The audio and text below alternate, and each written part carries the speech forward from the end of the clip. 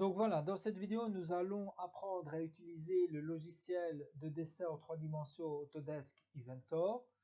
Donc ça va nous permettre de réaliser des pièces en 3D et des assemblages, ainsi que la représentation sur un plan en 2D afin de l'imprimer. Alors pour ce faire, je vous propose de faire tout d'abord ce premier exercice. Donc vous voyez, l'avantage d'Inventor, c'est qu'on peut visualiser sur le plan une partie ou l'ensemble de la pièce en 3D. Donc, pour ce faire, on va ouvrir Inventor. Donc, je vous demande de, ici, double-cliquer sur l'icône Autodesk Inventor et d'attendre un petit peu. Il est lent au démarrage, mais après, il sera très rapide au niveau du travail. Donc, quand vous l'aurez ouvert, vous aurez cette fameuse fenêtre qui apparaît. Dessus, qu'est-ce qu'on peut retrouver? Eh bien, si on veut très vite commencer la réalisation d'une pièce, on cliquera ici sur pièce. Si au contraire, on a déjà fait toutes les pièces et qu'on veut assembler, on ira dans ensemble. Si on veut dessiner ma pièce ou mon ensemble sur feuille afin de l'imprimer, on ira sur dessin. Et si on veut exploser, si vous voulez, mon ensemble pour pouvoir voir chaque détail de pièce faisant partie de mon ensemble, j'irai dans présentation. Ça, c'est la première façon. La deuxième façon, on va sur nouveau. Et dans nouveau, une fenêtre apparaît. Et là, on a un peu plus de choix et de détails. Si on veut faire une pièce tout à fait banale, on ira dans standard IPT. Par contre, si on veut travailler des tolls, eh bien, on aura plus d'options en allant sur toll, ici, .ipt. Même chose, si on veut faire un assemblage de pièces, on ira dans standard IAM. Par contre, si on veut faire un assemblage, par exemple, soudé, on ira plus dans la construction soudée qui nous permet d'avoir plus d'options. Voilà, les autres ici, standard DWG, c'est si on veut faire un plan pour passer par exemple sur le logiciel AutoCAD. En revanche, si on veut rester sur Inventor et faire un plan comme nous allons le faire, on ira dans standard IDW. Et comme je vous ai dit tout à l'heure, on peut aussi décomposer un ensemble pour visualiser chaque pièce faisant partie de cet ensemble sur standard IPM. Alors commençons par le début et allons sur la réalisation d'une pièce. Donc pour une pièce, on ira sur ici standard IPT. Donc on clique dessus et on fait créer. Donc voilà, il est en train de charger tous les modules pour réaliser notre pièce. Voilà, c'est fait. Alors, il y a deux gros chapitres à connaître lorsqu'on dessine sur Inventor en 3 dimensions. La première, c'est de créer le dessin et la deuxième, c'est de lui donner un volume. Alors, quand on crée un dessin, on doit d'abord aller dans commencer une esquisse. Donc, on va ici une esquisse en 2D. Donc, on va cliquer dessus. Et à ce moment-là, apparaît donc ici 3 plans. Alors si on va avec la souris dessus, mais on ne clique pas, on peut visualiser certaines choses. Voilà, ici, il se met en surbrillance et il nous met que c'est le plan XY. Si je vais sur celui-ci, c'est le plan YZ. Et si je vais sur celui-là, c'est le plan XZ. Voilà, alors ça dépend un petit peu de la pièce que vous réalisez. En général, ça n'a pas beaucoup d'importance, sauf dans certains cas bien spécifiques où on veut travailler dans un certain plan pour nous faciliter la tâche lorsque nous ferons par exemple des assemblages. Or ici, on ne va pas se casser la tête, on va aller sur le plan XY et on clique dessus. Voilà, apparaît à ce moment-là les deux axes, l'axe Y et l'axe X, avec au centre le petit point jaune qui signifie donc 0, 0 comme coordonnée.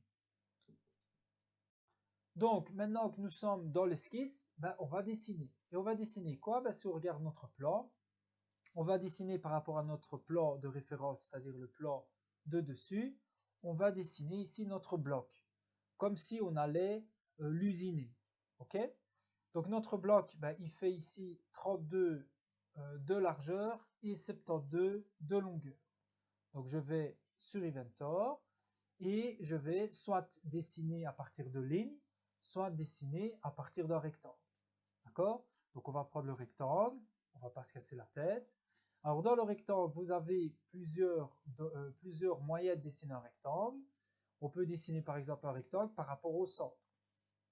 Donc si je prends le rectangle par rapport au centre, je vais sur le petit point jaune et à ce moment-là, vous voyez ma souris, le curseur de la souris devient vert. C'est-à-dire que je suis sûr et certain que si je clique, il va attraper, accrocher le point 0, 0.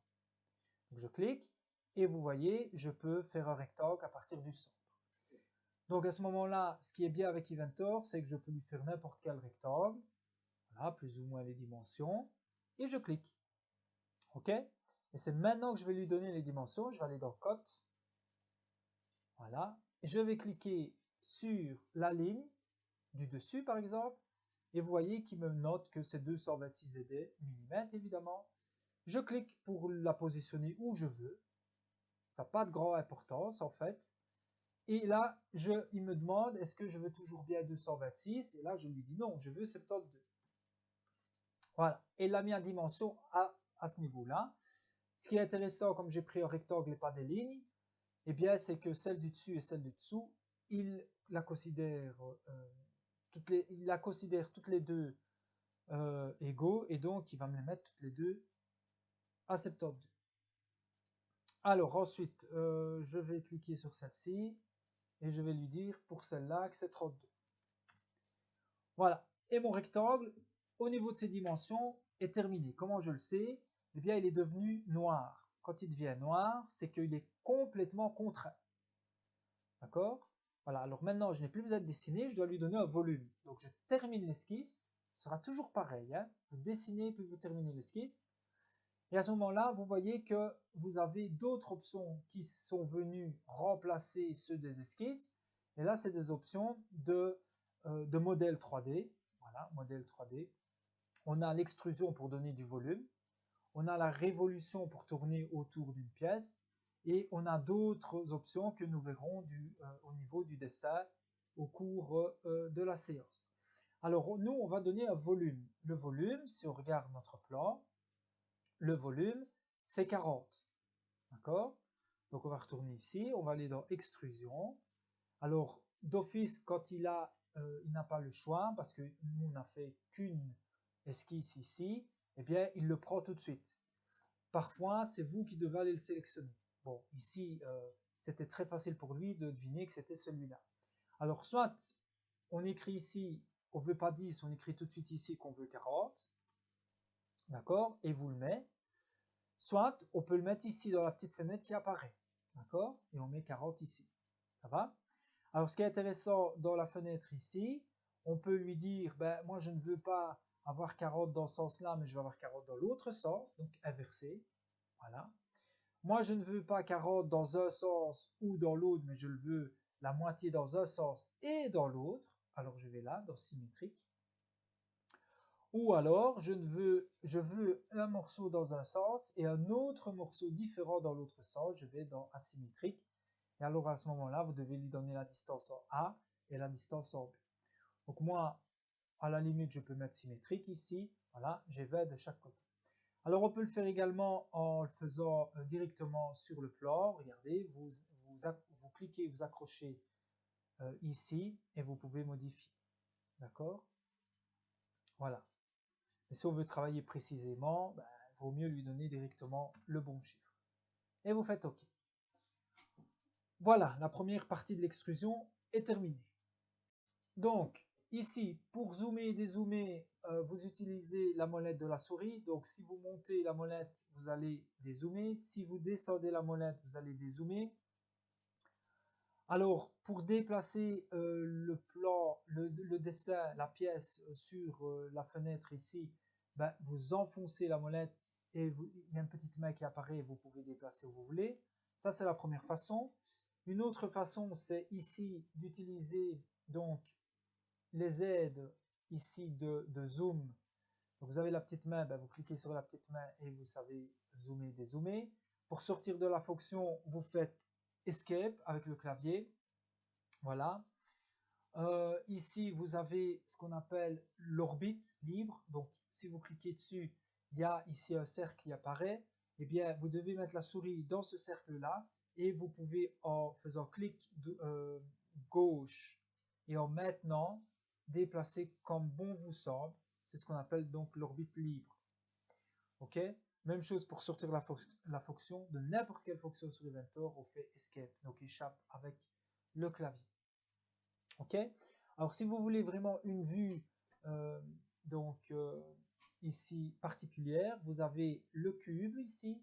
Sur le cube, vous cliquez sur la vue que vous voulez, par exemple la vue avant. D'accord? Et avec les petites flèches sur le côté, vous pouvez avoir la vue de haut, la vue arrière, la vue en bas, la vue de gauche, la vue de droite. D'accord? Même chose avec les deux flèches ici, vous pouvez remettre à l'endroit. Ok? Voilà. Et si je veux avoir par exemple une perspective, je vais avec ma souris sur un coin et je peux avoir la perspective. Ça va? Ou alors, vous faites avec orbite comme tout à l'heure. Voilà. Soit vous faites clic droit, OK, pour sortir de la fonction, soit vous faites échappe sur le clavier. Voilà. Donc, on va continuer. Donc, on va regarder le plan. Par exemple, on va essayer de faire la rainure ici. Vous voyez, cette rainure-ci. Donc, cette rainure-ci, on doit dessiner une esquisse qui sera un rectangle. Ce rectangle-là, il fera 40 de longueur. Et si je regarde sur la vue de gauche, il fera 8 de largeur. Alors, on va retourner sur Inventor. Ne vous trompez pas, hein, si vous regardez bien le plan, ça se fait sur le côté de 32. Hein, vous ne trompez pas, il y a le 32 et il y a le 40. Donc, on va retourner sur Inventor. On va se mettre sur le petit côté. Voilà, avec l'orbite libre, par exemple. Voilà, je suis sur le petit côté. D'accord?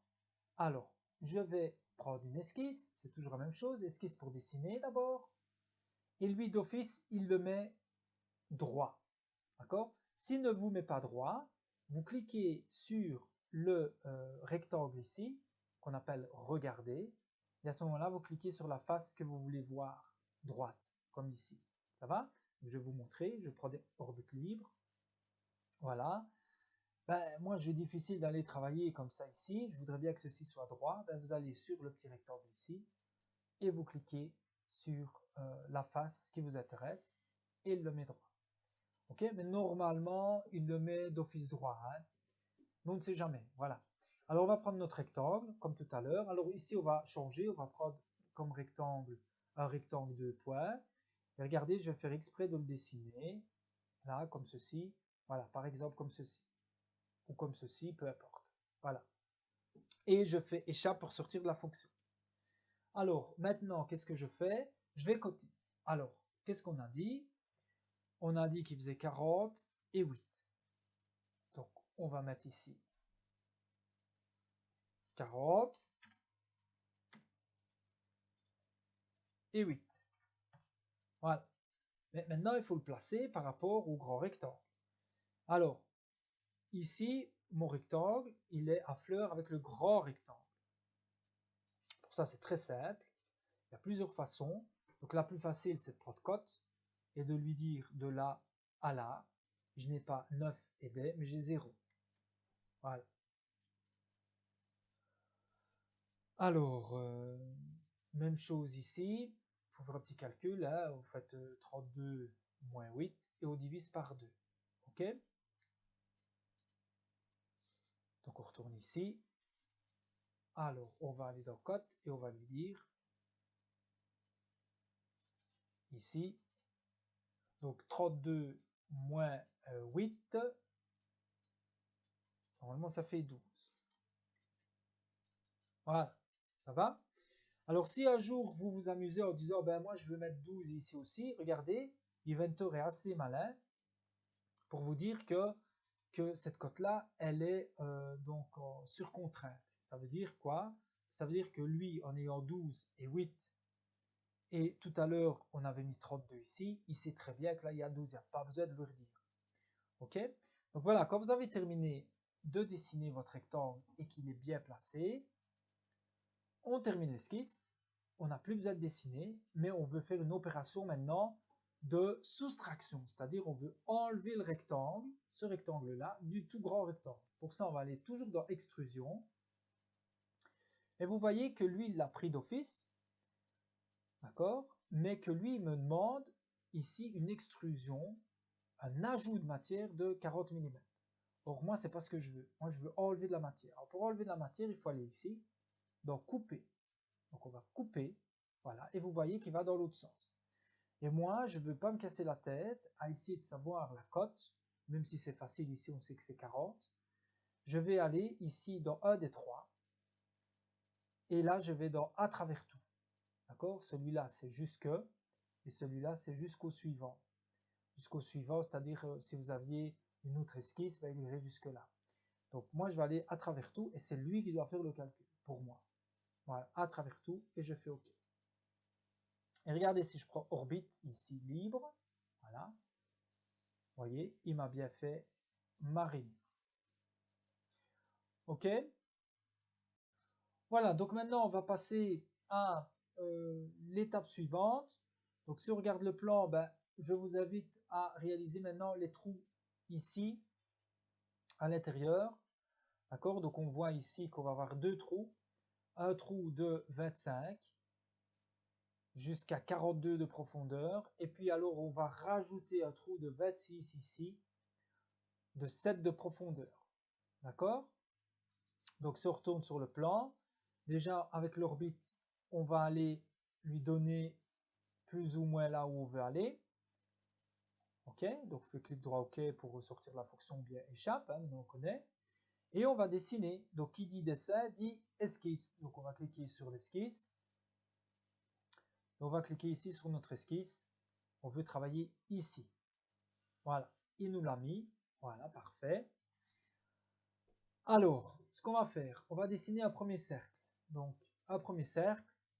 Alors, comme on a travaillé convenablement, eh bien, vous voyez que le point jaune, il est au milieu. C'est intéressant. Donc, je vais aller le chercher. D'accord? Je clique dessus.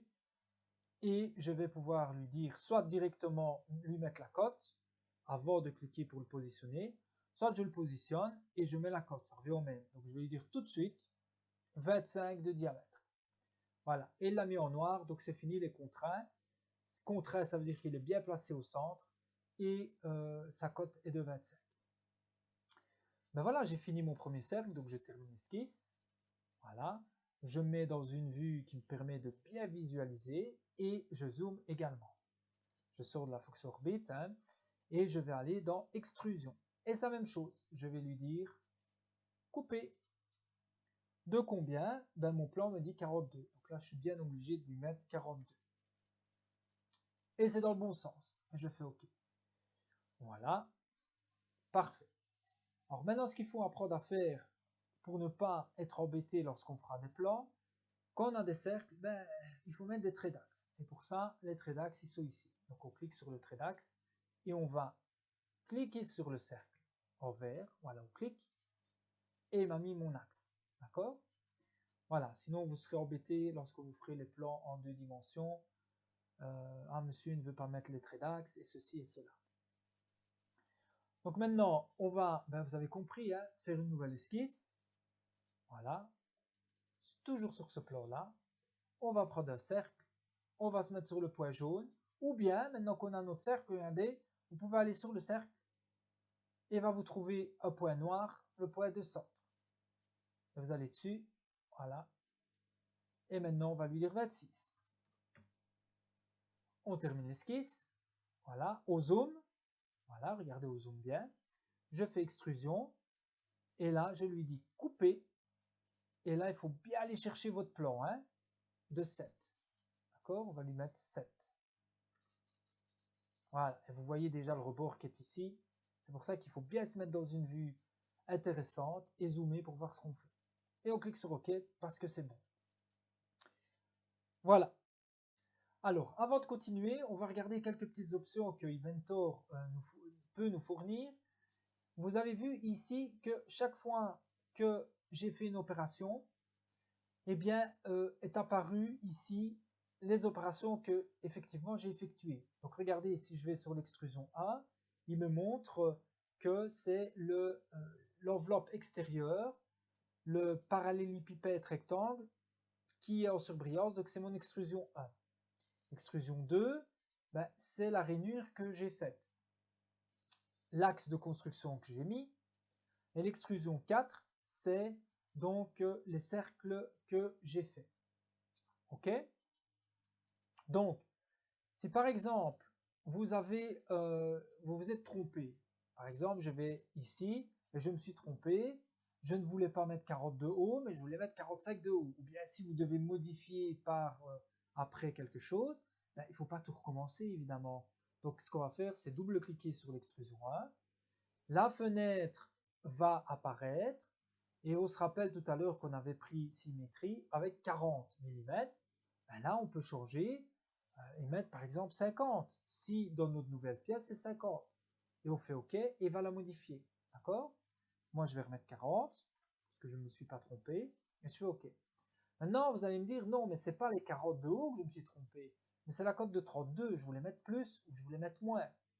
Eh bien, dans l'extrusion ici, vous allez sur le petit plus, vous le déroulez, et vous avez l'esquisse de départ. Et vous double-cliquez sur l'esquisse, et vous voyez bien qu'on avait, si on se met ici, comme tout à l'heure, on a les 32 et les 72. Et là, je peux lui dire non, moi je ne voulais pas 72, je voulais 70. Et vous modifiez. Et si vous faites terminer l'esquisse, ben, il va le modifier également ici. D'accord? Donc moi je vais revenir en arrière. Voilà. Je vais revenir encore en arrière. Je vais mettre mes 72 et je vais faire terminer l'esquisse. OK? Et si je vais voir là, j'ai bien mes 72 et 32. Et ça, vous pouvez le faire pour tout. Si mon axe de construction ne me plaît pas, je peux faire clic droit, supprimer. Voilà. Si je veux le remettre, je le remets. OK? Donc voilà, ça c'était un petit peu pour travailler. Si jamais vous vous trompez ou vous voulez modifier, on peut toujours le faire sans devoir tout recommencer évidemment. Bon, ben maintenant on va recommencer à faire nos différentes opérations pour terminer la pièce. Donc maintenant, on va essayer de faire les deux trous ici sur la face supérieure. On va faire le premier, c'est celui-ci. Donc celui-ci, c'est un trou taraudé, métrique 8, pas de 1,25. Alors, on le voit ici sur la vue de face, c'est un trou taraudé débouchant, d'accord, jusque la face du trou de 25 ici. Donc, on va retourner sur Inventor, on va faire une esquisse, voilà, et on va se mettre sur la face de travail, voilà. Alors, on peut travailler comme bon nous semble dans cette vue-là, hein, voilà, moi je me suis mis dans cette vue-là, ça m'intéresse plus, ou si je me mets comme le plan dans cette vue-là, c'est encore plus intéressant. Alors, nous ici, on va faire un trou taraudé. Alors, ça veut dire que on va faire une opération de perçage et une opération de taraudage. Pour ça, Inventor nous met à notre disposition ce qu'on appelle ici un point. On va prendre le point et on va mettre notre point. Alors, pour ne pas perdre trop de temps, regardez bien l'astuce, sans cliquer, vous vous mettez sur le point jaune et vous vous déplacez. Et vous allez avoir des traits pointillés qui vont apparaître. D'accord? Voilà, si je me mets comme ça, bon, comme on est dans l'axe, on ne les voit pas bien, mais ils sont là. D'accord? Et je clique. Voilà, comme ça, au niveau de l'axe des X, je suis bon. Voilà, alors, il faut juste lui donner la dimension par rapport à cet axe X. Et si on regarde les dimensions, ici, c'est 27. D'accord? Donc, je prends en cotation 27 du point. Ça, ce ne sera pas juste. C'est 27 par rapport à l'autre bord. Par rapport à ce bord-là. Voilà. Parfait. Et on a 27. Voilà, il a disposé. C'est bon. Maintenant, si on n'est pas sûr, on peut faire code de là à là. Et on doit avoir 32 divisé par 2, ce qui fait bien 16. D'accord? Donc, ce que je vous ai montré, c'était correct. Alors, on fait terminer l'esquisse. Et maintenant, on va percer et tarauder. Alors, pour ça, il faut aller dans la fonction nouvelle ici, perçage. Voilà, on va dans la fonction perçage. Alors, on va se mettre dans une vue qui nous intéresse, par exemple celle-là. Alors ici, nouvelle fenêtre. Donc dans la fonction perçage, vous avez ici perçage. Vous pouvez choisir un perçage simple, c'est-à-dire un trou lisse, un perçage de dégagement, ou ce qui nous intéresse plus ici, un perçage taraudé. Donc on va cliquer dessus. Voilà. Alors évidemment, il vous fait quelque chose qui n'a pas l'air correct. Pourquoi? Ben parce qu'il faut aller dans filetage et choisir le type. Donc le type ici, ben nous, c'est profil métrique ISO. Voilà. Si on regarde notre plan, c'est un métrique 8. Donc on va aller lui dire la taille, c'est 8. Voilà. D'office, lui, trouve la désignation métrique 8 x 1,25. Si le pas ne vous intéresse pas, il y a toujours moyen d'aller trouver des pas. Ça, c'est le pas fin, etc. Donc nous, on va garder le pas normalisé, hein, 1,25. La classe ici de qualité, ben, 6H, on va garder 6H. De toute façon, il n'y en a pas d'autres. Alors, la direction ici, si jamais vous avez un filet gauche, ben, vous irez là-dessus. Bon, nous, on va laisser le filet droit, évidemment. Alors, si vous voulez que votre filetage, ou votre taraudage plutôt, hein, se fasse sur tout le perçage, il faut mettre complet ici. D'accord? Voilà. Et alors, sinon, il ne le fera que sur une partie. Vous voyez ici, il ne fera que sur une partie. Il faudra encore lui dire quelle partie. Mais si vous faites complet, il va tarauder sur toute la partie du trou. Alors, après, il faut lui donner les limites. Parce que si moi je dézoome, vous voyez que lui, il fait à travers tout. Donc, il va faire un taraudage au-dessus et un taraudage en dessous. Moi, si je regarde mon plan, en dessous, j'en ai pas. C'est pour ça qu'il faut toujours se mettre dans une bonne vue pour voir ce qu'on fait. Alors, ben, évidemment, il faut aller dans limite. Dans limite, on peut lui donner la distance. On peut lui dire à travers tout, ben non, ça ne nous intéresse pas. Ou bien jusque. Et ça m'intéresse. Pourquoi? Parce que jusque, on va pouvoir comme ça lui dire, je veux jusque la face ici. Voilà. D'accord? Et alors, ben, on peut lui dire l'extrémité, peu importe ici, mais on pourrait lui dire une extrémité plat. Voilà. Et je fais OK. Voilà. Donc, déjà, vu du dessus, on voit bien mon taraudage qui est fait. Et si je regarde en dessous, ben vous voyez, je n'ai pas été percé en dessous, puisqu'il s'est arrêté à la surface du cercle ici. D'accord? Voilà. Alors, on n'oublie pas, il faut prendre cette habitude-là, d'aller dans axe et lui dire trait d'axe. Voilà. Voilà, donc on va continuer l'opération suivante. Donc, si on retourne sur notre plan, on va faire le trou ici, donc il se trouve là.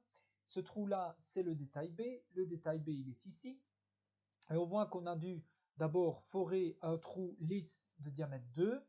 Et puis sur ce trou lisse, de façon concentrique, on a taraudé un trou taraudé, donc un filet métrique 5, pas 0,8, avec un trou lisse de 6 et une partie taraudée de 5,5. Donc on va retourner sur Inventor.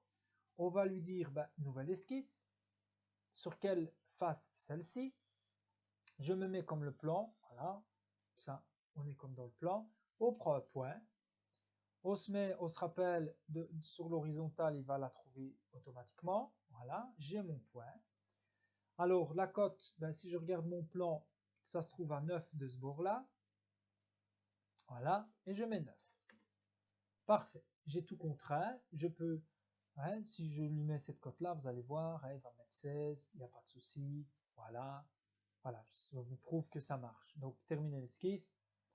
Maintenant, je vais aller dans perçage. Dans perçage, je vais sélectionner. Donc, pour aller dans perçage, il faut aller dans limite et lui mettre distance. Sinon, il ne veut pas. D'accord? Voilà, il faut juste le savoir. Alors, c'est pas un trou taraudé, c'est un trou perçage libre, simple. Voilà. Je lui dis que c'est un trou de 2 mm. Et si je regarde mon plan, je dois faire maintenant jusque. Voilà, et jusque là. Et je fais OK.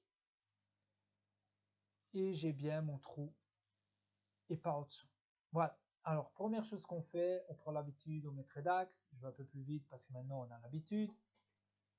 Et maintenant, je vais devoir faire un trou taraudé sur ce trou existant. Alors pour ce faire, on va directement sur paire 5. On n'a plus besoin de mettre de points puisque le trou il est déjà fait. Donc on va directement sur paire 5. Voilà. On n'oublie pas de se mettre dans ici distance, sinon il ne veut pas. Et alors on va mettre trou taraudé et on va lui dire, regardez, vous devez d'abord sélectionner la face, donc n'importe où vous voulez sur la face ici, voilà. Et puis lui dire que vous devez être concentrique à ce cercle-là. Donc on clique sur le cercle, voilà, et il s'est mis concentrique. Alors on n'oublie pas ici de lui dire profil métrique ISO, de lui dire que c'est un métrique 5, donc la taille, on va mettre 5. D'office, il trouve métrique 5 fois le pas 0,8. On peut le changer évidemment. Moi, je vais garder 0,8. Et maintenant, dans distance, limite, je vais lui dire jusque le cercle. Voilà. Je vais lui dire que je veux un taraudage. Ah non, attention. C'est pas jusque. Hein. Si on regarde bien notre plan, on a des limites. Donc, on va aller dans limite. Ici. Et on va lui dire que c'est un trou avec un angle. Voilà. D'accord? Sinon, vous n'aurez pas le petit chanfrein. Si je regarde ici, vous avez le petit chanfrein hein, de l'angle du forêt. Donc, on va retourner ici. Et il faut enlever complet parce qu'il y a une partie qui n'est pas taraudée. Voilà. Et il vous donne donc l'option des deux. Donc, la partie qui est simplement taraudée, ce sera 5,5. Regardez votre plan. Et la partie forêt, ce sera 6. Voilà, faire très attention à ce qu'on fait. Hein. Là, on fait OK. Alors, on regarde en dessous. Voilà, apparemment, c'est bon. Et on regarde ici. Voilà. OK, c'est parfait. Alors, si on veut vraiment voir à l'intérieur, on a une option ici dans voilà, affichage. On va dans vue en demi-coupe. On peut choisir plusieurs. Hein. D'accord, on va dans vue en demi-coupe. On clique sur la face ici et on maintient. Et regardez, on déplace. Donc on maintient et puis on peut déplacer. Voilà, juste pour voir. Et vous voyez bien, hein, si je prends ici, que j'ai bien mon trou taraudé ici. Le chanfrein dû à l'angle du forêt. Et puis mon petit trou de 2. D'accord? Alors après, ben, qu'est-ce qu'il faut faire? Il faut retourner ici et faire vue terminer, hein, terminer la commande de vue en coupe pour retrouver tout le plan. Hein. Voilà. Voilà, ça permet de visualiser pour voir si à l'intérieur on a bien réalisé correctement notre plan. Voilà, donc on va continuer l'opération suivante. Donc on va aller dans esquisse, ici dans l'onglet esquisse, on va choisir donc une nouvelle esquisse et on va se mettre sur cette face-là. Ok? Pourquoi je me mets sur cette face-là? Si je regarde mon plan, j'aimerais bien faire le trou ici. D'accord? Le trou ici, que je vois ici. D'accord? Et que je vois ici également. D'accord? Un trou débouchant de diamètre 5,5. Alors, il se trouve à 17 par rapport à la vue du dessus. Et il se trouve en hauteur à 4 du bord. Au-dessus ou au-dessous, ça revient au même. D'accord? Donc on va y aller, on va faire ça. Donc, je suis bien dans cette vue-là. Voilà, je me mets dans cette vue-là. Parfait. On se rappelle que si on veut se remettre droit, on va sur le petit rectangle ici et on clique. Alors je vais aller, puisque c'est un trou, je peux le faire de différentes manières. Alors pour changer, regardez un trou, un simple trou, on peut le faire aussi avec un cercle. Donc je vais dans cercle. Je me mets à peu près où il doit se trouver. Donc il doit se trouver à peu près ici. Je dessine mon cercle. Je vais dans cote. Je lui dis que je veux un cercle de 5,5 de diamètre. Que ce cercle, il se trouve à 17 du bord vertical et à 4 du bord horizontal. Et voilà, il est positionné. D'accord? Donc je me mets dans une vue intéressante pour voir si c'est à peu près ça. Oui, ça a l'air. Et je fais terminer l'esquisse puisque j'ai fini le dessin. Maintenant, je vais faire une opération de perçage. Donc je vais aller dans modèle 3D, voilà. Je vais aller, ici on ne peut pas faire perçage, hein, on ne peut pas aller dans perçage parce que pour utiliser la fonction perçage, il me faut un point. Ok? Je vais aller dans extrusion, je vais enlever de la matière. Donc je vais enlever de la matière, donc on se rappelle, on va aller dans couper, voilà, et on est dans le bon sens, parce que dans ce sens-là, ça n'irait pas, d'accord? Donc lui, Inventor, il a compris qu'il y avait de la matière là, donc il a été dans ce sens-là. Alors, ici, le trou, il est débouchant. Soit je regarde mon plan et je regarde cette cote-là, combien elle fait, soit je me dis, tout simplement, à travers tout. Ok? Et lui, d'office, m'a trouvé que c'était 32, et je fais OK.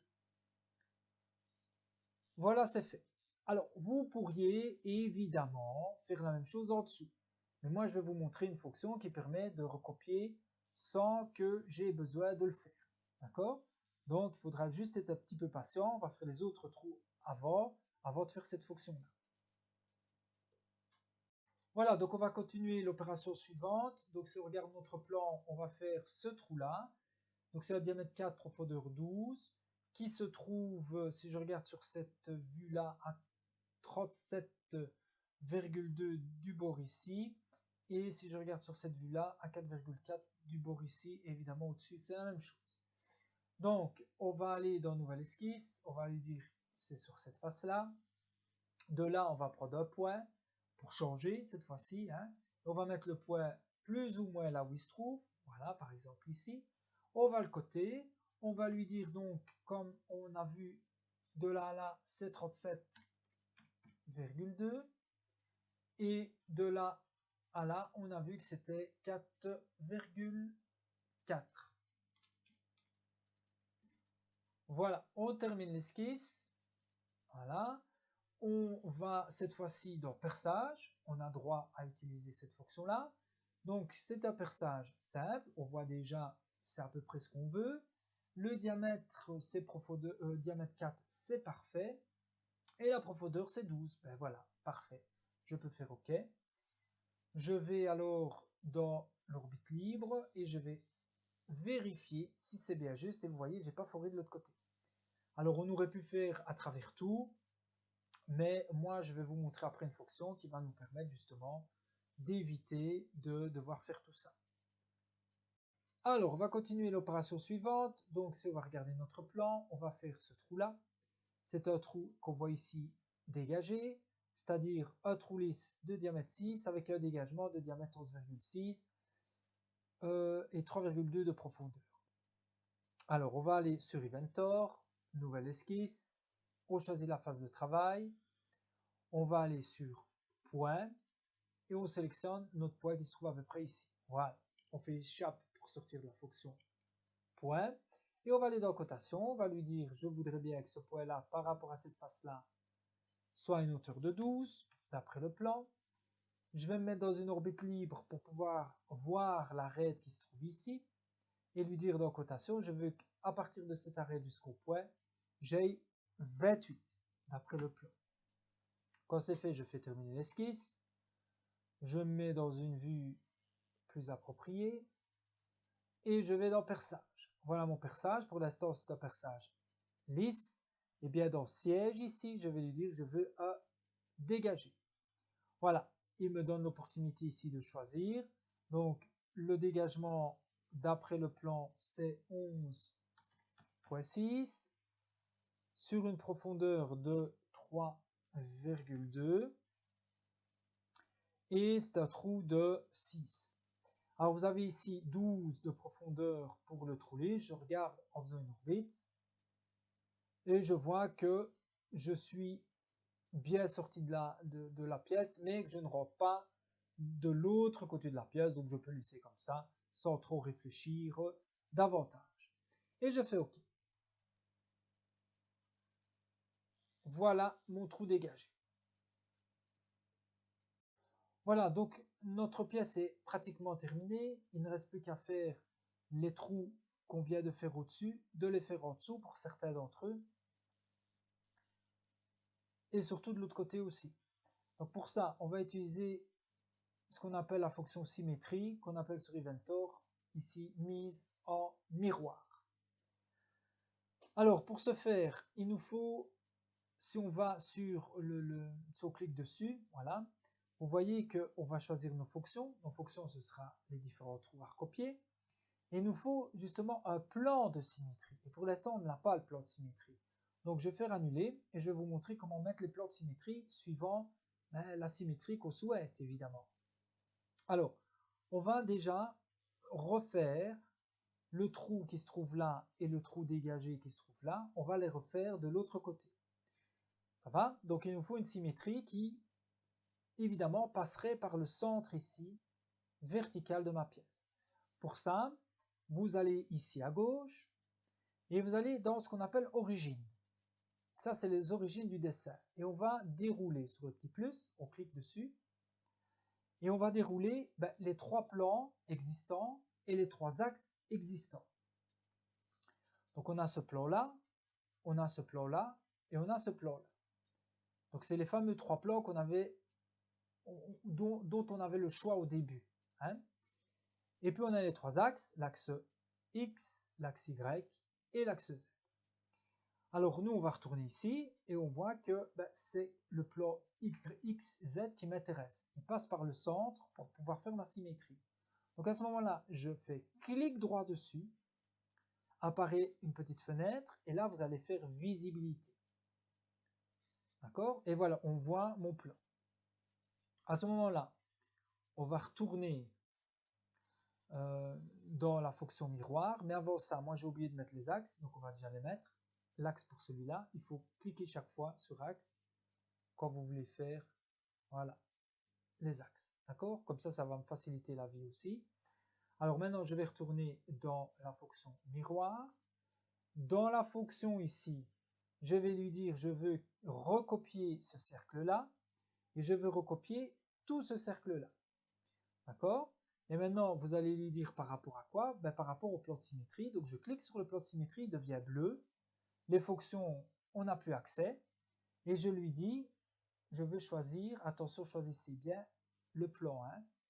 Voilà, ce plan-là. D'accord? Et je vois que de l'autre côté, j'ai deux trous en vert qui se sont mis. Même chose ici. Donc, ça paraît correct. Je fais Escape pour sortir de la fonction orbite et je fais OK ici. Voilà. Je regarde si j'ai bien tout pris et si tout est bien là. Voilà, parfait, tout est bien là. Alors évidemment, le plan ici me gêne, maintenant que j'ai terminé avec. Donc je retourne ici, je fais clic droit et je rends la visibilité off. Voilà. Vous avez compris, maintenant on va faire la même chose de l'autre côté. Mais il nous faudrait bien pour ça un plan de symétrie qui passe horizontalement et pile au milieu. Donc si je regarde ici, c'est pas celui-là. Évidemment, c'est pas celui-là. Ça pourrait être celui-là. Donc je fais clic droit, visibilité. Alors, moi je ne suis pas sûr qu'il passe par le centre. Bon, je sais bien que j'ai bien travaillé, donc évidemment il passe par le centre. Donc c'est bon. Mais si jamais un jour vous voyez que ça passe pas par le centre, là il y a une petite astuce. Donc là on va faire clic droit, visibilité, on va l'enlever. Et pour ça il faut aller ici dans plan. D'accord? Vous cliquez sur plan. Voilà, je clique sur plan. Et maintenant, je clique sur cette face-ci. Je prends l'orbite, je clique sur l'autre face. Et lui va faire un calcul savant pour trouver le milieu. Voilà, et il m'a trouvé le milieu. D'accord? J'ai mon plan. Et ce plan-là, ce n'est plus un plan d'origine. Parce que regardez, ce n'est pas un de ces plans-là qui est devenu orange. Mais c'est un plan que j'ai créé qui se trouve là au-dessous. D'accord? Et quand je n'aurai plus l'utilité, je vais dessus, je fais clic droit et je le rends invisible. Ou clic droit, je le rends visible. Voilà. Et à ce moment-là, je regarde, j'ai besoin de recopier donc dans ma symétrie ici, mise en miroir. Je veux recopier ce trou-là, effectivement.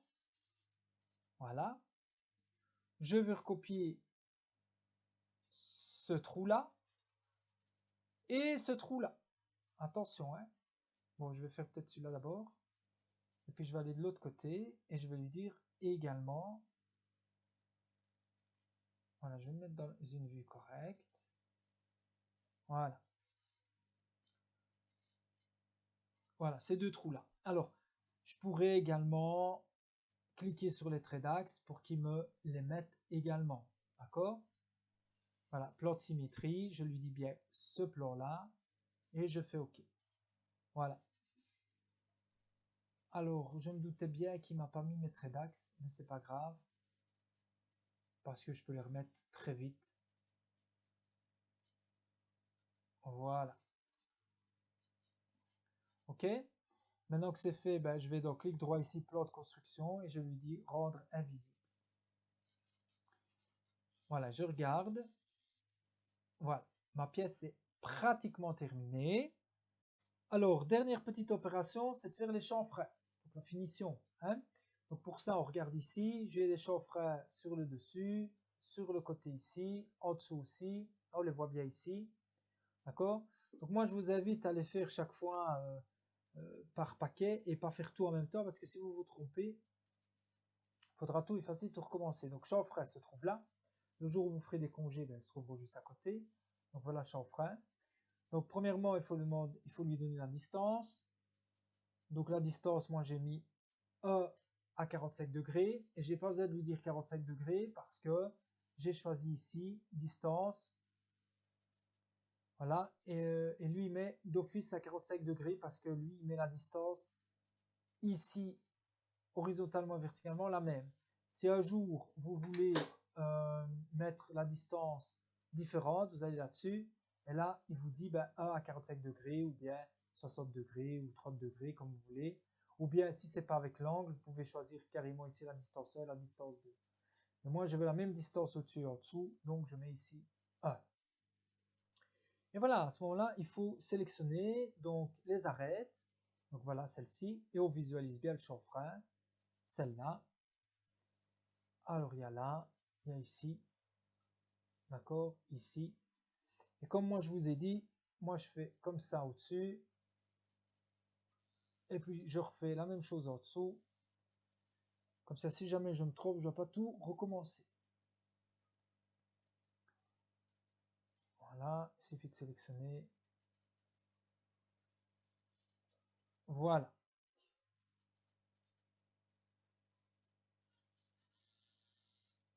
Ça c'est une chose. Et alors, il faut aussi chanfreiner. Maintenant, ici et ici.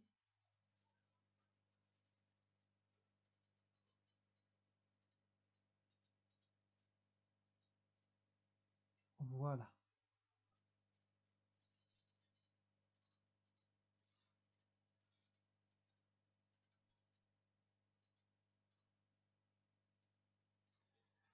Et je pense que j'ai fait aussi derrière. Chanfrein ici et ici. Voilà.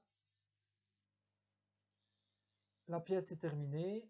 Si on se met dans une vue correcte, voilà, comme ça. Donc voilà, nous avons terminé la réalisation donc de la pièce en 3 dimensions. Nous allons passer donc à l'étape suivante, c'est-à-dire réaliser le plan en 2 dimensions. Donc pour ce faire, vous allez sur Fichier nouveau. Donc on a créé une pièce dans Standard répété et maintenant on voudrait bien la mettre sur une feuille en 2 dimensions avec les cotations et toutes les informations nécessaires à la fabrication de cette pièce. Et on va aller dans Standard IDW. Donc on va y aller et on va créer. Voilà, donc il va ouvrir une page. D'office, vous avez votre page ici. D'accord? Donc avec le cadre et le cartouche. Et on pourra modifier ici le format de la feuille. D'accord? Le cadre et le cartouche. OK? Et ça, cette feuille-là, elle est représentée par ici, feuille, avec son cadre par défaut et le cartouche. Donc, moi, je ne travaille pas comme ça, parce que le cartouche ne me plaît pas. D'accord? c'est pas un cartouche pratique pour moi. Et donc j'ai réalisé un cartouche spécifique pour l'école ici à l'ICET. Donc pour ce faire, moi je vais plutôt dans ceci, je le supprime. Et moi je vais plutôt aller chercher le cartouche que j'ai fabriqué. Donc je vais aller dans Fichier, Ouvrir, et vous allez sur votre dossier chercher votre cartouche. Donc moi je l'ai mis ici, voilà, cartouche, et je fais Ouvrir. Il faudra faire toujours comme ça. Ok? Alors, voyez bien, il s'appelle cartouche i7. Et mon cartouche, il est vierge. Ma feuille est vierge, il n'y a pas de cartouche, il n'y a rien. Donc, pour ne pas mettre quelque chose qui me gênerait la prochaine fois lorsque je veux faire un nouveau plan, la première chose que vous devez toujours faire, c'est Fichier, Enregistrer sous. Et sur votre disque dur, vous lui donnez cette fois-ci non pas le nom cartouche i7, mais le nom de la pièce que vous allez réaliser aujourd'hui, c'est-à-dire corps de pince par exemple. Et vous faites enregistrer. Voilà. Et vous voyez que maintenant ici, il a marqué corps de pince. Ça va? Et votre cartouche i7 restera vierge. Et la prochaine fois que vous voulez travailler avec, vous pourrez directement travailler sans vous tracasser de savoir comment je vais faire pour effacer ce qu'il y avait avant. Ok? Donc maintenant, on va commencer à travailler. Donc, cette feuille ici, elle s'appelle feuille. D'accord? Et on va aller la modifier. Donc, vous allez faire clic droit sur la feuille. Ceci va ouvrir ici un menu déroulant et vous allez sur modifier la feuille. Dans modifier la feuille, vous avez cette fenêtre-ci qui apparaît avec le nom de la feuille. Actuellement, ça s'appelle feuille, comme ici. Et moi, par exemple, je vais l'appeler corps de pince.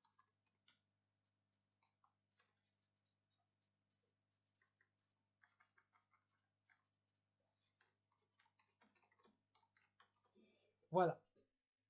Alors, ensuite, il me demande la taille de la feuille. Pour l'instant, il n'y a pas de taille. Donc ici, on va lui mettre une taille. Il suffit que je regarde la feuille, mon cartouche, c'est du A4. OK? Si je vais regarder ici, moi j'ai dessiné aujourd'hui en A4. Alors, d'office, il me met la hauteur et la largeur d'une feuille A4, il n'y a pas de souci. L'orientation, ben, je peux mettre en portrait ou en paysage. Moi, en l'occurrence, c'est en paysage. Et le reste, on n'a plus besoin. On peut faire OK. Vous allez voir, la feuille va prendre la forme d'une feuille A4. Voilà. Maintenant, on peut continuer à travailler. Donc, on voit un corps de pince.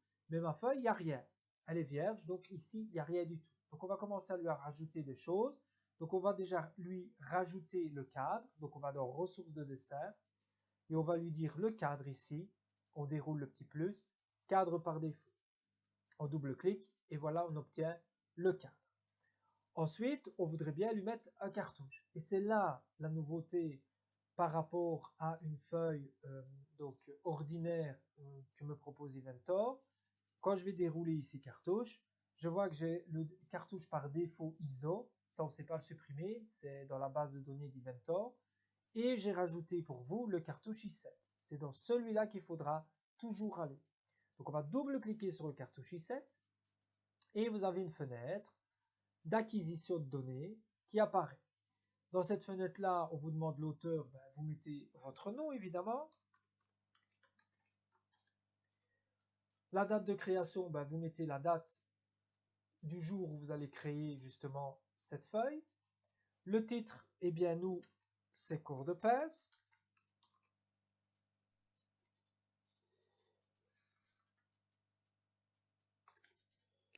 Voilà. Alors la société, ben, c'est l'I7. Vous mettez votre classe. L'échelle, ben, si je regarde ma feuille, l'échelle, c'est l'échelle A1. Donc, A sur A. Voilà. Alors, numéro de page. Ben, le numéro de page, c'est quoi? Bon, si je regarde ici, j'ai mis 1 sur 1. Pourquoi? Parce que comme je ne dessine qu'une feuille aujourd'hui, ben, c'est la seule feuille sur 1. Hein? Quand vous aurez des assemblages à faire et que, par exemple, vous aurez 8 feuilles à faire, ben, la première ce sera 1 sur 8, jusqu'à la dernière 8 sur 8. Ok?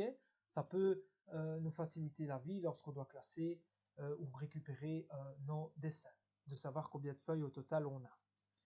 Donc ici, ça nous fait 1 sur 1. Et le format, ben, nous c'est un format A4, et donc on le rappelle, format A4. Et on fait OK. Voilà, mon cartouche est fait et complet. Maintenant, nous allons passer au principal, c'est-à-dire on va placer nos vues. Alors pour placer une vue, donc si on regarde ici notre dessin, on voit que la vue de face ici elle est en coupe, donc ce ne sera pas la vue principale. On voit ici la vue de gauche, on pourrait la mettre en première, ou on voit la vue de dessus. Celle-là aussi on pourrait la mettre en première. Et comme je vois que je vais devoir utiliser la vue du dessus pour pouvoir couper et avoir la vue de face, je vais commencer donc par la vue de dessus, comme pièce, comme vue principale. Donc, pour ça, on va aller dans base ici. D'accord? Voilà, il me l'a mis.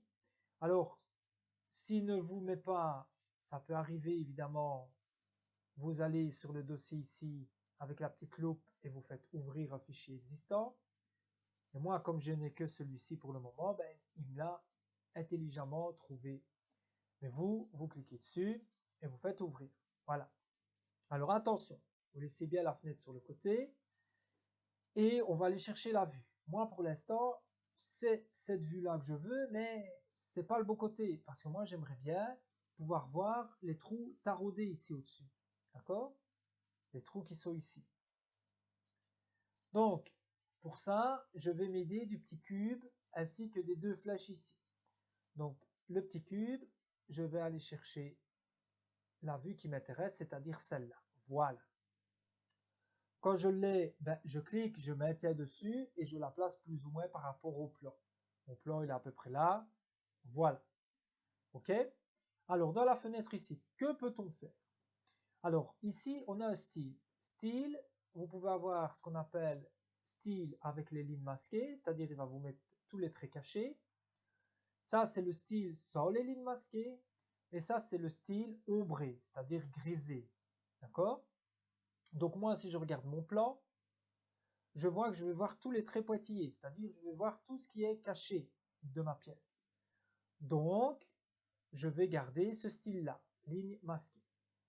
Je vois que l'échelle c'est à 1, c'est bon, ça correspond bien à mon plan. Et je fais OK. Voilà. Et je vois bien que j'ai obtenu la même chose que sur mon plan. Ça va?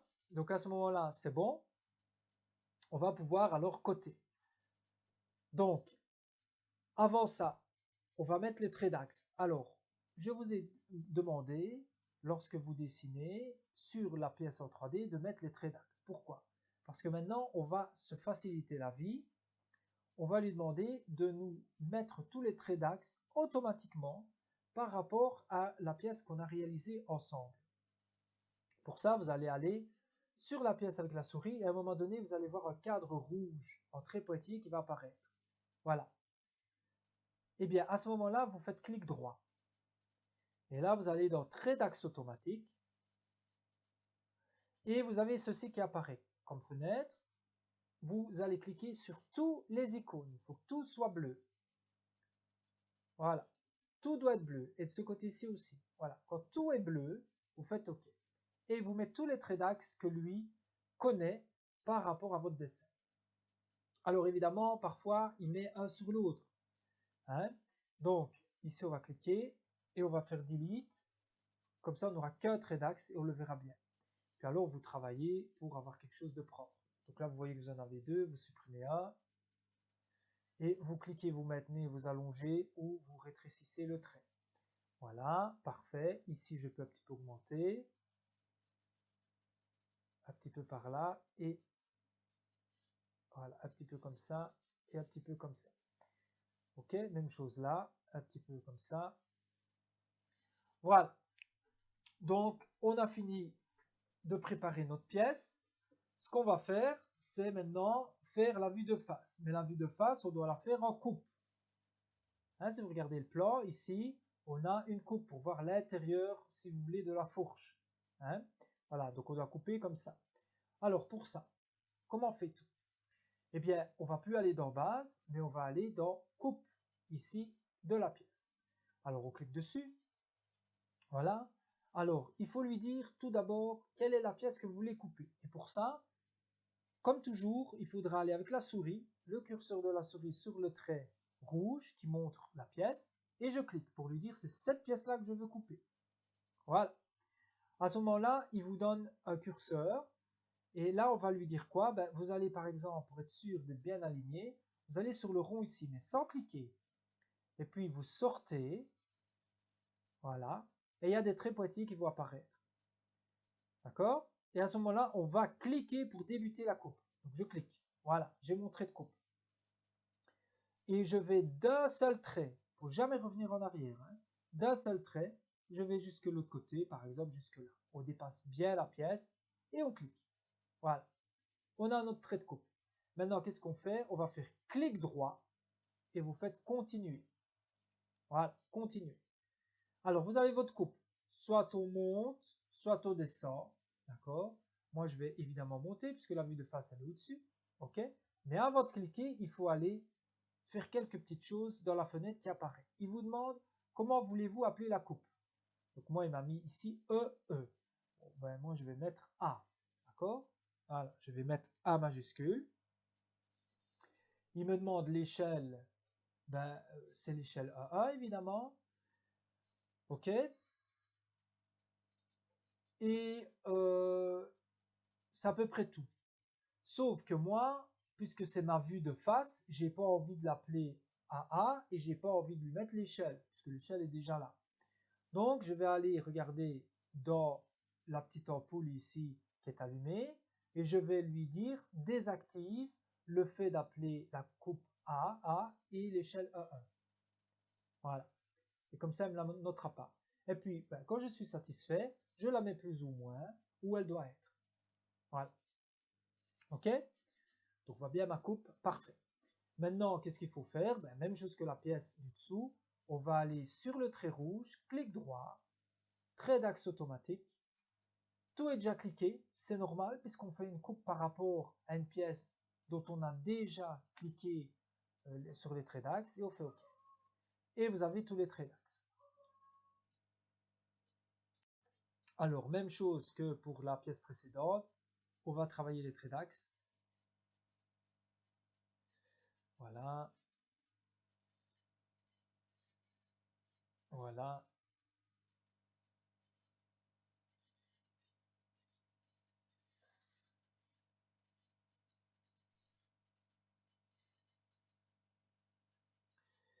Voilà. Et vous faites la même chose pour les autres.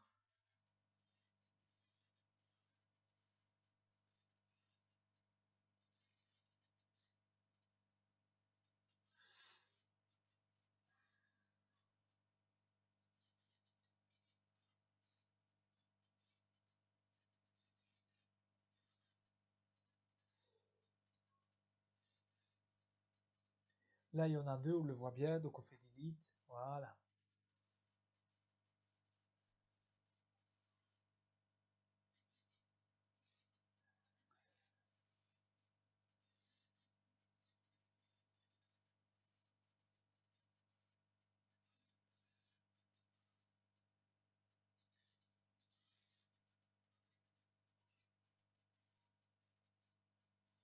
OK? Voilà. Qu'est-ce qu'il nous reste à faire? Il nous reste à faire la vue de gauche. Alors, on va aller cette fois-ci utiliser encore une autre fonction, c'est la fonction projeter. On va projeter une vue pour avoir une autre. Donc on clique sur projeter. Donc on peut la projeter soit sur celle-ci, soit sur celle-là. Donc regardez si on projette par rapport à la vue de face. On aura ici notre vue de gauche. Alors on clique pour la mettre. Alors elle va disparaître, mais on voit un cadre vert. C'est bon. À ce moment-là, vous faites clic droit, créer. Voilà. D'accord? Alors, si on veut voir les traits cachés, ben, on double-clique sur les traits rouges. on a la fameuse fenêtre de tout à l'heure qui nous dit que l'échelle c'est bien un 1 parce qu'il l'a pris par rapport à celle-ci. Que le style, on ne peut pas le modifier tel quel, mais pour le modifier c'est facile, regardez, vous enlevez le petit V ici. Et à ce moment-là, on va lui dire on veut style caché, ici, ligne masquée. Et on fait OK. Voilà. Et on a notre vue. Ça va? Voilà, alors, rebelote, clic droit, trait d'axe automatique, et on fait OK. Et puis on vient alors travailler tous nos traits d'axe. Donc là, on voit qu'on en a 2 au supprimeur. Voilà, ici, on peut allonger par là et par là. Finalement, celui-là, on peut supprimer. Voilà, parfait comme ça. OK, là, il y en a 2, là aussi. Voilà, ça va? On a presque fini. On doit mettre notre pièce en 3 dimensions. Donc pour ça, on va faire projeter. Projeter quoi? Cette vue-là, par exemple. Mais moi, si je regarde mon plan, c'est cette vue-là que j'ai projetée parce que ma pièce projetée, elle est coupée. Donc c'est celle-ci qu'il faut prendre. Donc je clique sur celle-là et je me déplace. Voilà. Alors n'essayez pas de la mettre ici. Aujourd'hui, elle va très bien. Mais il y a certaines pièces, il faudra jouer et trouver la bonne vue. Et quand vous aurez la bonne vue, vous pourrez la déplacer. Aujourd'hui, je vois qu'elle va directement là, donc tant mieux. Donc je clique. Elle disparaît, il y a un cadre vert qui apparaît. On fait clic droit pour dire OK. Créer. Voilà. Alors, cette pièce-là, moi, je veux un petit peu la travailler. Donc, je vais double-cliquer sur le cadre rouge de la pièce pour lui dire c'est cette pièce-là que je veux travailler. Et je vais aller dans style, je vais décocher le style et je vais lui dire je veux qu'elle soit grisée. Voilà. Et je fais OK. Voilà comme ceci. D'accord? Alors, vous pouvez mettre les traits d'axe. On n'est pas obligé dans une pièce en 3D, mais trait d'axe, clic droit, trait d'axe automatique. Je fais OK. Puis alors, il faut travailler. Hein. Ceci comme ça.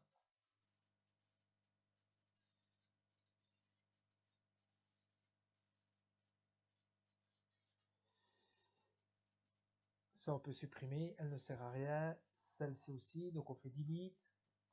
Voilà. Celle-ci, on peut la rétrécir aussi. Voilà, vous avez compris. Travaillez bien votre plan.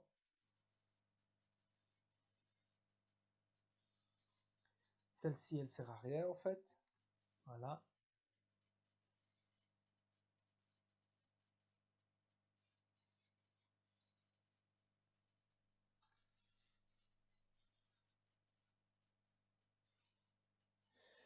Ouais, il y avait celle-ci que j'ai supprimée. Alors, c'est pas grave. Pour refaire un trait d'axe qui ne s'est pas mis ou que vous avez enlevé, eh bien, premièrement, il faut double-cliquer ici, lui dire style caché. En fait, je vais vous montrer pourquoi. Comme ça, on aura le deuxième cercle ici. Et en fait, vous prenez simplement trait d'axe dans annoter ici, annoter, trait d'axe qui se trouve là. Vous cliquez sur le premier rond, vous cliquez sur le deuxième rond et vous faites clic droit créer. Voilà. Alors, on fait échappe pour sortir de la fonction. Et à ce moment-là, vous supprimez celle-ci, vous supprimez celle-là et vous retournez en double-cliquant sur le cadre rouge et vous lui dites style grisé. Je ne veux plus le style ici, je veux le style grisé avec un style sans ligne de masquage. Et voilà, j'ai retrouvé mon trait. Voilà. Annuler. Il a pris là, bon, c'est pas grave. Tant que je vois mon trait d'axe, c'est tout ce qui compte. Ok? Voilà. Donc voilà, il nous reste une dernière vue à faire, c'est le détail B. Donc si je regarde ici, c'est le détail ici B, pour que je puisse le voir ici de façon raisonnable et le côté lisiblement. Alors, pour ce faire, on a vu ensemble la fonction base lorsqu'on veut amener une première vue, la fonction projetée lorsqu'on veut projeter une vue. On a vu la coupe et maintenant on va voir le détail. Alors, quand je clique sur le détail, je dois ici cliquer sur la pièce. Voilà, je clique sur la pièce.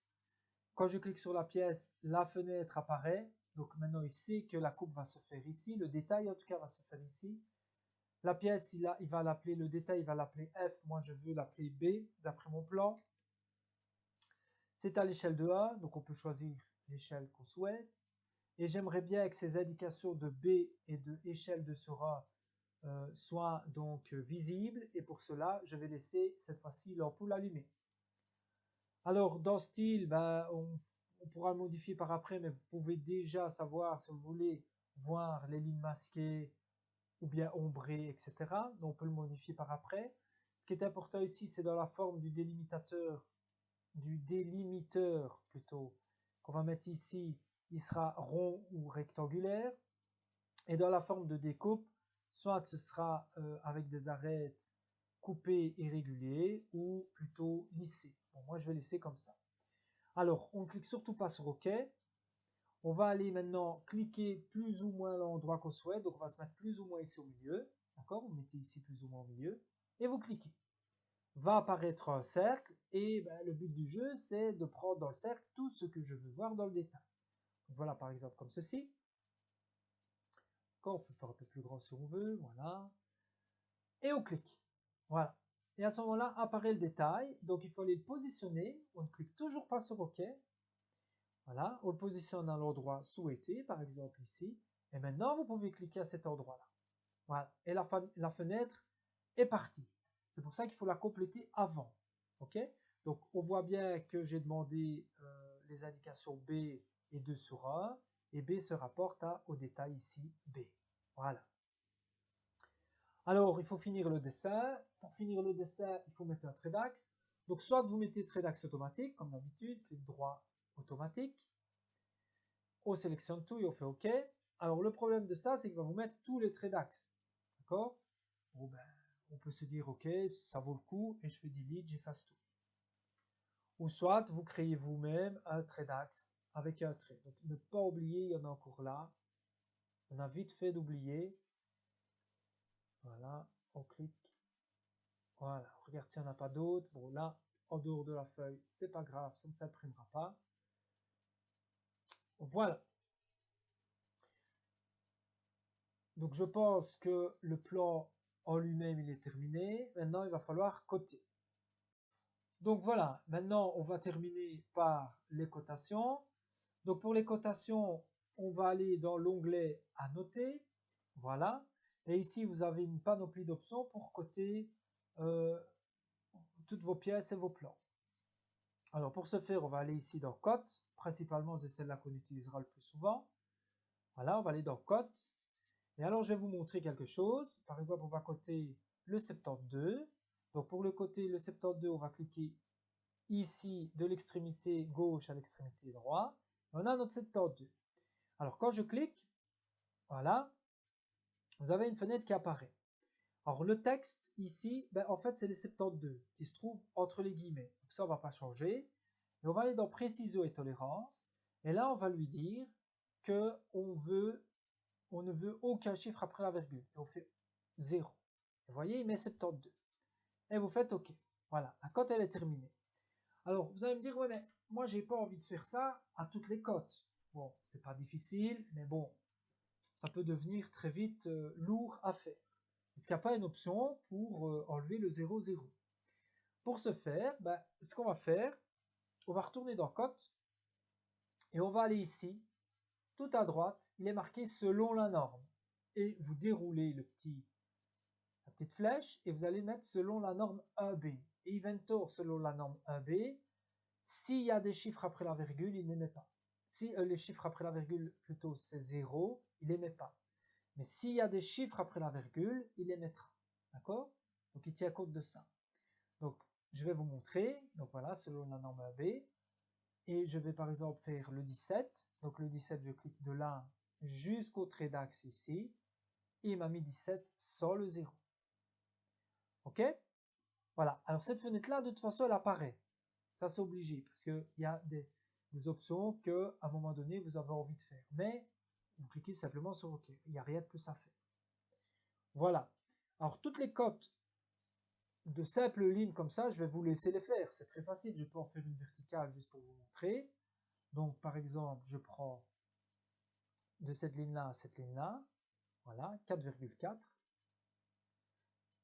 Et je fais OK. Et vous voyez, il m'a pris le virgule 4 derrière, hein, parce qu'il y a un chiffre.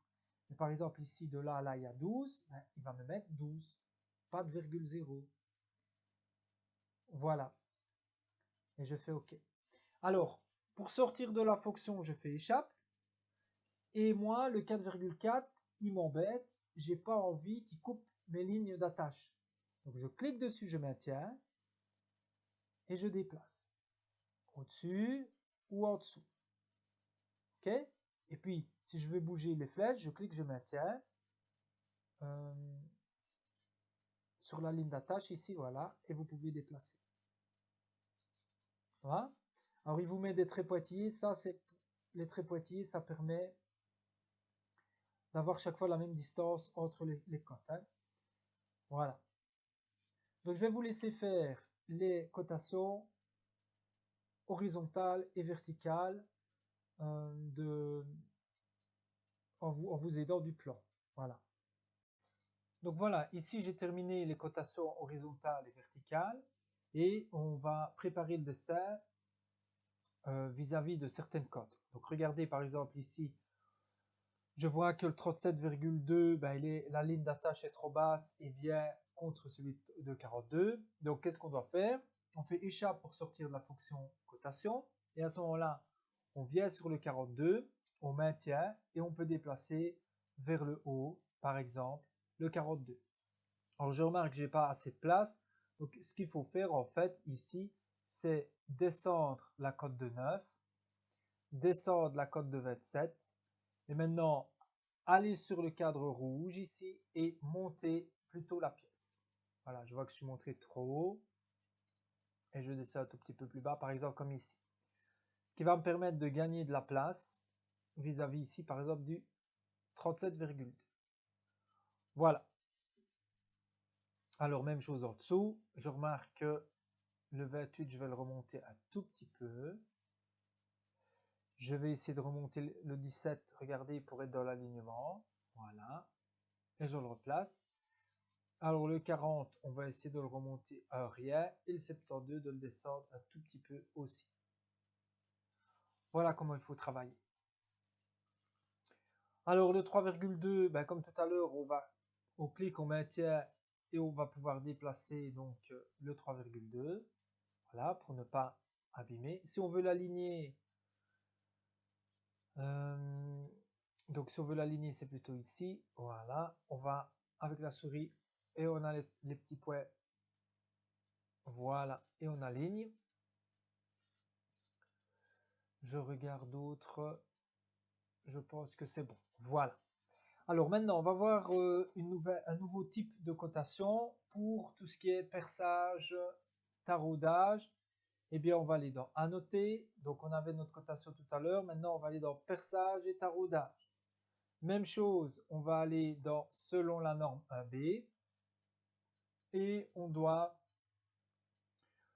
donc par exemple, on va faire celui-ci, ici, métrique 5. Donc on clique soit sur la partie trou, soit la partie taraudée, c'est la même chose. Hein, il vous mettra que c'est métrique 5. Pas de 8, qualité 6H. Voilà, et on peut faire ça également pour d'autres trous. Par exemple, celui-ci, ici, voilà. On se met là, par exemple. Voilà. OK? Alors, on peut faire la même chose, évidemment, pour les trous ici. Donc, on clique dessus et il vous met diamètre 4, profondeur 12. Parfait. Voilà. Ou bien pour celui-ci. Voilà. Diamètre 5,5 débouchant. OK? Alors, qu'est-ce qu'il nous reste comme cotation? il nous reste les cotations de diamètre. Alors pour ça, on retourne dans cote selon la norme AB et on peut aller coter ici le 26. Voilà, on fait OK. Et le 25, on va essayer de les aligner. Voilà. Et on fait OK. Alors, il nous reste également les diamètres vis-à-vis de ceci ici. Donc, ici, on va les coter pour vous montrer. Donc, on est toujours dans cote. Hein, il est en bleu, donc on est toujours dans cote. Et c'est toujours la norme AB, puisqu'on n'a pas changé normalement. Et ici, on va cliquer sur le cercle ici. Voilà, il vous met directement diamètre 11,6. Voilà, on va pouvoir le mettre. On fait OK. Alors, je remarque que je n'aurai pas la place pour faire celui-ci ici, mais je peux le faire ici. Voilà, diamètre 6.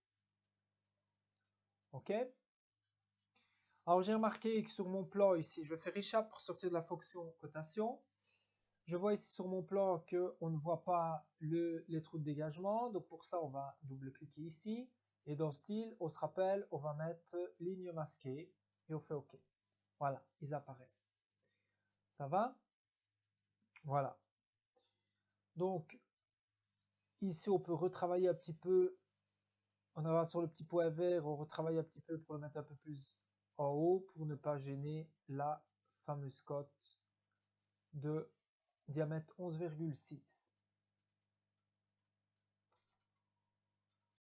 Donc voilà, on a terminé le dessin. Donc quand vous avez fini, vous pouvez imprimer.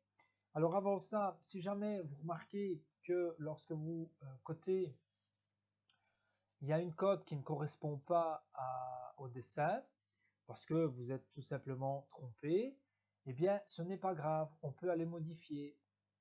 Alors comment va-t-on modifier? Par exemple, la longueur ici 72. On se rend compte que d'après le plan qu'on a sous les yeux, c'est pas 72 qu'on devait avoir, c'est par exemple 70. Eh bien, ce n'est pas un problème. Ce que vous faites, vous laissez ça comme ça. Vous allez dans Fichier, Ouvrir, et vous allez ouvrir le corps de pince. Donc vous allez sur votre disque dur qui porte votre nom, et vous allez chercher la pièce. Voilà, je fais Ouvrir. Voilà, il va la télécharger, c'est parfait. Donc moi, je remarque que, en fait, ici, la longueur, c'est pas 72 que je dois avoir, c'est 70. Donc je vous avais déjà montré au début de la vidéo comment faire. Eh bien, on va modifier, on va aller chercher en surbrillance ce qui nous intéresse. Donc effectivement, c'est ça. Je vais dérouler ici pour aller chercher ce qui m'intéresse, c'est-à-dire le 72. Je double-clique. Je change ici, je mets 70, je valide, je termine l'esquisse. Voilà, ma pièce est modifiée. Bon, peu importe, hein, c'est juste un exemple. À ce moment-là, vous enregistrez bien votre pièce qui a été modifiée et vous pouvez retourner dans votre plan. Et dans votre plan, voilà, il l'a modifié pour vous. OK? Donc, je retourne dans mon corps de pince, je retourne dans l'esquisse, je remets 72, puisque je ne m'étais pas trompé, je valide, j'enregistre, et maintenant je peux retourner dans mon plan et la remise 72. Et ça, vous pouvez le faire pour toutes les cotations. Soit vous modifiez l'esquisse, soit vous modifiez l'extrusion. Par exemple, ici on avait fait une extrusion de 40, il suffit de retourner dans le cours de pince. L'extrusion de 40, ce n'est plus une esquisse, mais c'est l'extrusion de 40 ici. Voilà, et au lieu de lui mettre 40, je lui mets par exemple 45. Je fais OK, il va le modifier, j'enregistre, et je vais dans le cours de pince, et il m'a mis 45 ici. D'accord?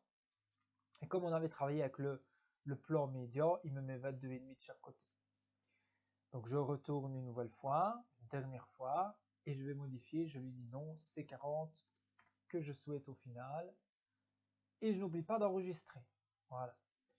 Et votre 40, c'est mis. OK? Donc voilà, si vous avez terminé, vous faites Fichier, Imprimer, d'accord, et vous imprimez. Alors, vous changez ici l'imprimante. L'imprimante ici à l'école, c'est Kiyo C11C12. Et vous faites bien l'aperçu avant d'imprimer. Si la feuille est convenable, ben vous faites OK. Voilà, ceci termine la vidéo de l'exercice corde de pince.